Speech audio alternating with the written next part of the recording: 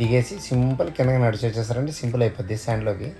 అంతా బాగుంటుంది. కాకపోతే ఇలా బోట్స్లో పోతే ఏంటంటే అదొక ఫీలింగ్ ఫ్యామిలీస్తో కాబట్టి.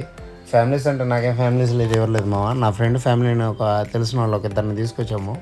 నేను, నా ఫ్రెండు, ఇంకో వాళ్ళ ఫ్యామిలీస్ తరఫున ఉండేవాళ్ళు ఒక ఇద్దరు. ఇంతవరకు చూసామంటే ఖచ్చితంగా ఈ వీడియో నచ్చి ఉంటుంది. దయచేసి లైక్ చేయి, ఫాలో చేయి, సబ్స్క్రైబ్ చేయమ్మా. వీళ్ళే మా అమ్మ వాళ్ళిద్దరు. ఎంతైతే ఏముందరేమో ఈ బక్కోడే మాకు ఇక్కడ ఉండే ప్లేసుల్లో ఎలాంటివి ఏ సైడ్ నుంచి రివర్స్ నుంచి వాటర్ వస్తాయి అంతా చెప్పింది ఈడే. ఏదైతే మా అలా బాగా కలిసిపోయాడు. ఎందుకంటే నేను వచ్చిన 4 టైమ్స్లో 3 టైమ్స్ ఈడ్ బోట్లోనే వచ్చాను. అందుకని వాడికి అంత తగ్గించి డబ్బులు ఇచ్చాను. ఎందుకంటే వేరేబుల్ ఇచ్చాను. అందుకు మించి ఎక్కువలే, ఎందుకంటే డబ్బులు పక్కని ఇక్కడికే పడింది బాగా పిడి. లాస్ట్ టైం 3 టైమ్స్ వరకు శాండ్ ఉన్నది. ఈ టైం మాత్రం బాగా వాటర్ ఉన్నాయి కుంభమేళ కాబట్టి. ఎవరైనా వచ్చినప్పుడు ఇట్లా పక్షులు చాలా ఉంటాయి. వచ్చినప్పుడు మిక్చర్ కొన్ని తీసుకొచ్చుకోండి మామ. ఏడొక నా చిటికెళ్ళైనా అంత సైజు ఉండేవి 100 రూపాయలు తింటుంటాను నా బట్టలో. అందుకని మీరు బయట నుంచి తెచ్చుకోండి. పక్షులకి మిక్చర్ వేయండి, మీరు సుఖంగా ఉండండి, వాటిని సుఖంగా ఉండండి.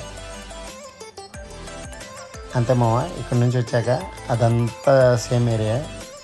ఎవరన్నా బిజీ లైఫ్లో అన్నీ కొంచెం ముగించి ఇట్లా ట్రావెలింగ్ చేయండి. కనీసంలో కొంచెం మీ సోల్కి హ్యాపీ ఫీలింగ్ అయినా ఉంటుంది. అంతే మామ. ఈ వీడియో ఎక్కడితో సమాప్తం. ఇంతటితో మీరు చూసారంటే ఈ వీడియో పూర్తిగా నచ్చి ఉంటుంది. దయచేసి ఫాలో చేయండి, లైక్ చేయండి, సపోర్ట్ చేయండి. బాయ్ మామ.